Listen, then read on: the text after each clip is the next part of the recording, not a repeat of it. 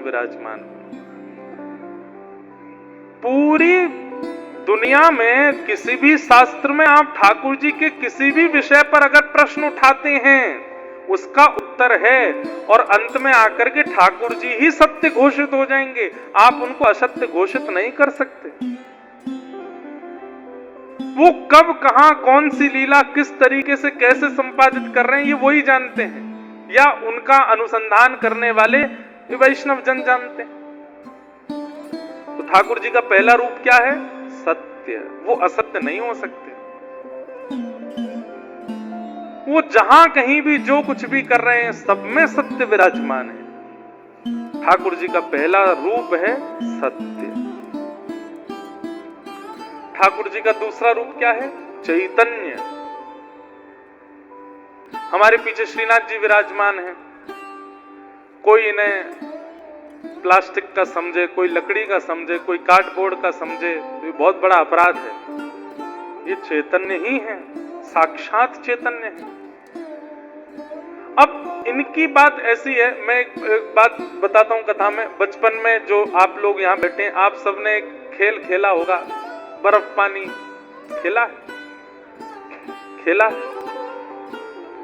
बर्फ पानी खेल में क्या होता है कि वो एक बालक उनमें से बोल देता है बर्फ, तो वो सब जैसे हैं वैसे ही खड़े रह जाते हैं। बाकी के बच्चे घूमते रहते हैं उसको छू करके पानी करने के लिए, तो वो पानी होता है। एक और खेल हम लोग खेलते थे, उसमें 10 तक गिनती गिनता है एक बालक, 1 2 3 4 10 तक गिनती करे, फिर वो कहता है स्टैचू। और जितने बच्चे खड़े होते हैं वो सब कुछ कुछ बन जाते हैं। कोई हाथ ऊपर करके, कोई नृत्य करता हुआ, कोई बैठ करके। अब टास्क क्या है? जिसने गिनती गिनी है उसको कहा जाता है अब तू हम में से किसी को हंसा के दिखा। अगर एक भी हिल गया तो जो हिलता जाता है वो बाहर होता चला जाता है, और जो सबसे पहले हिलता है फिर 10 नंबर तक वो गिनता है जाकर के। ठीक वैसे ही हम तो वो व्यक्ति हैं जो गिनती कर रहा है 10 तक। 100 तक गिनती होती है हमारी। 100 तक मतलब 100 साल की गिनती है, जन्म से प्रारंभ हो जाती है। और ठाकुर जी हमारे साथ वही खेल खेल रहे हैं, स्टैचू बन के खड़े हैं। बोले अब तुम वो हंसा के दिखा, अब तुम वो हिला के दिखा। तो में सामर्थ्य है तो अपने नाम जप से, अपनी भक्ति से, अपनी परिक्रमा से, अपने तप से, अपने बल से, अपने प्रसाद से, अपने भजन से, अपने नृत्य से, अपने गायन से, काऊ से भी मुंह को हिला के दिखा दे। पर ठाकुर जी इतना अद्भुत खेल खेलते हैं, हम कुछ भी कर दें वो यूं ही खड़े रहते हैं, हिलते ही नहीं है। इसका मतलब क्या है? अगर सामने वाला बालक हिल नहीं रहा है, इसका मतलब तुम्हारी तरफ से एफर्ट हुआ ही नहीं है, तुम उसको हंसा ही नहीं पाए हो, तुम ऐसा कुछ कर ही नहीं पाए कि वो हंसे। लेकिन गिनती 100 साल की ही है, और वो 100 भी पूरे नहीं हो रहे हैं आजकल। 80-90 से पहले ही टपक जा रहे हैं हम लोग। भगवान जड़ नहीं है, वो चैतन्य ही है, पर हमारे लिए जड़ बन के खड़े हैं कि तुम्हारे लिए टास्क है कि मेरे जड़त्व को तुम चैतन्य बना करके दिखाओ। श्रीनाथ जी चैतन्य नहीं हुए? कितनी बार चैतन्य हुए, आज भी चैतन्य होते हैं।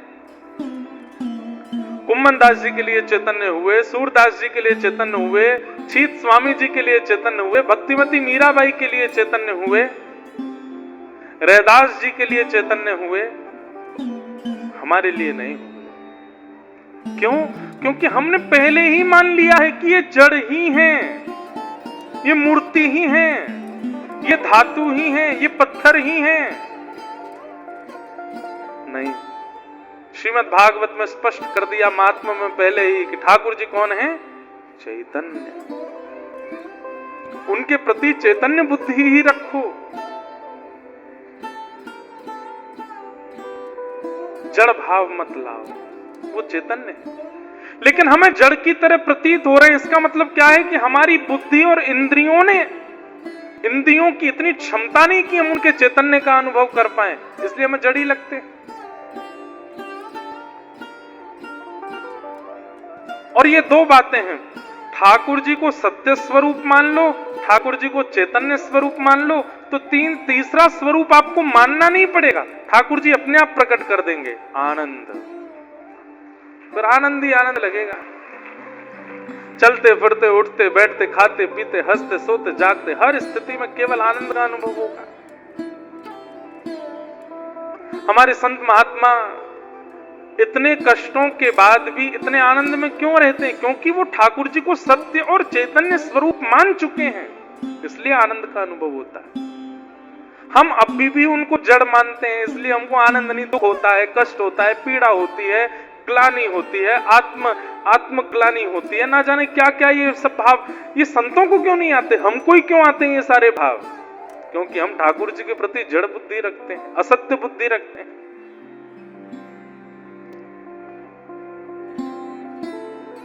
भगवान के 3 रूप हैं, सत्य, चैतन्य और आनंद।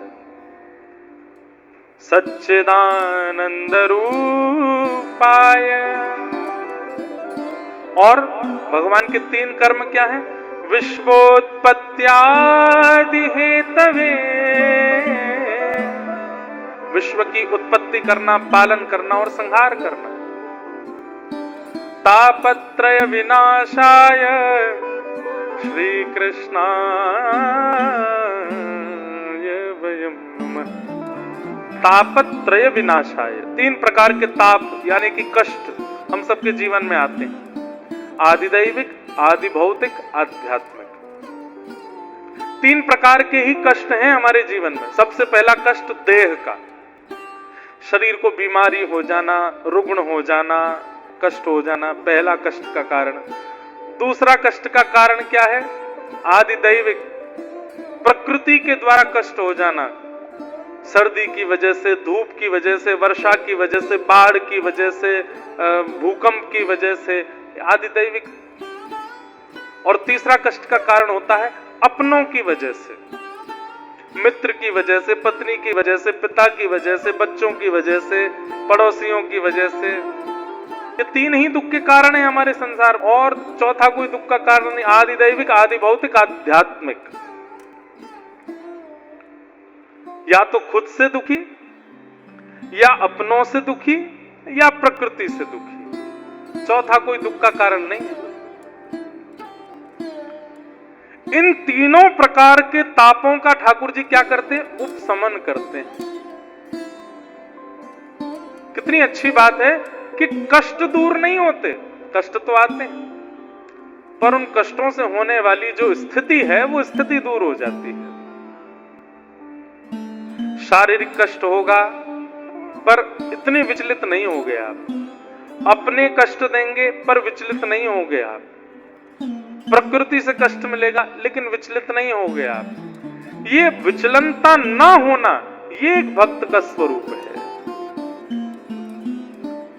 मीराबाई के जीवन में कष्ट नहीं था, आप ऐसा नहीं मान सकते, पर जीवन में आने वाले कष्टों पर मीराबाई दुखी नहीं होती थी, ये बात आप मान सकते हो। और भक्त ऐसा ही हो जाता है, कष्ट आने बंद नहीं होते, कष्टों से जूझना सीख जाता है, कष्टों से लड़ना सीख जाता है।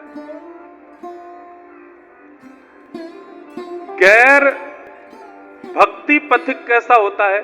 उसको नमक का भी अंदाजा होता है। वो नमक अच्छा नहीं है तो भी भोजन नहीं करेगा, बिस्तर अच्छा नहीं है तो सोएगा नहीं, कपड़े ब्रांडेड नहीं है तो पहनेगा नहीं। ये गैर भक्ति पथिक का स्वरूप होता है। पर भक्ति मार्गी व्यक्ति कैसा हो जाता है? भोजन चाहे जैसा भी हो, तन को खिलाना है ताकि वो स्वस्थ रहे, वो पालेगा। व्यवस्था चाहे जैसी हो, वो बैठ जाएगा, मुझे बैठना है। वस्त्र चाहे जैसे भी हो, तन ढकना है, पहन लेगा, ऐसी स्थिति में आने लग जाएगा। ये भक्त का स्वरूप होता है।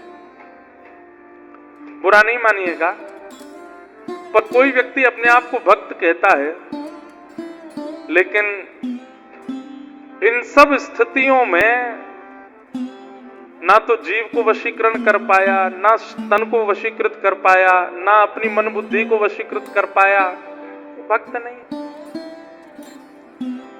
पहनना है तो यही पहनना है, खाना है तो ऐसा ही खाना है, रहना है तो ऐसे ही रहना है, ये भक्त का स्वरूप नहीं। वो तो हर स्थिति में प्रसन्न रहता है।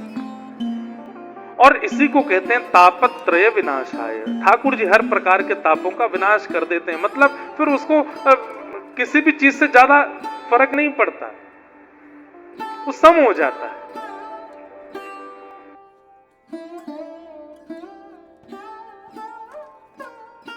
एक संसारी व्यक्ति का और भक्त व्यक्ति का अंदर यही एक बस परिवर्तन है कि संसारी व्यक्ति किसी भी जीवन में घटने वाली घटना को अस्वीकार करता है और उसको बदलने की जिद में लगता है, लेकिन वैष्णव भक्त सबको प्रसाद मानता है कि ठाकुर जी जो कर रहे हैं सब मेरे लिए प्रसाद स्वरूप है, मुझे सब स्वीकार है, शायद इसमें मेरे लिए कुछ भला है। कोई व्यक्ति मिल रहा है तो ठाकुर जी ने भले के लिए जोड़ा है, कोई व्यक्ति बिछुड़ रहा है तो ठाकुर जी ने भले के लिए दूर किया है, मुझे रोग लगा है मैं स्वस्थ हूं, या जो कुछ भी मेरे साथ हो रहा है सब ठाकुर जी की कृपा है।